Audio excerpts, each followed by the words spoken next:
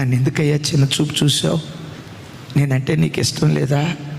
నేనంటే నీకు ప్రేమ లేదా? నా భక్తి నీకు నచ్చలేదా?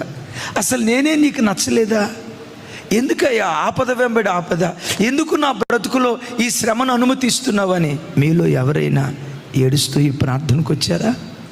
ఏడుస్తూ ఈ వాక్యం వింటున్నారా?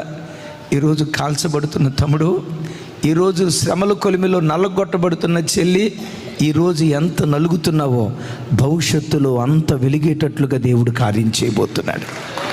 ఈరోజు అరణ్య మార్గం గుండా దేవుడు నేను తీసుకొని వెళ్తున్నాడంటే రేపు హోరేబుకు నువ్వు చేరబోతున్నావు, దేవుని పర్వతాన్ని ముఖాముఖిగా చూడబోతున్నావు అన్న విశ్వాసంతో శ్రమల మధ్యలో కాల్చబడేటప్పుడు శ్రమలు తీసేయి ప్రభా, తప్పులేదు అడగటం, శ్రమలు తీసేయి ప్రభా అని అడిగేదానికంటే దానితో పాటు ఈ శ్రమలను భరించడానికి కావలసిన శక్తి దయచేవా?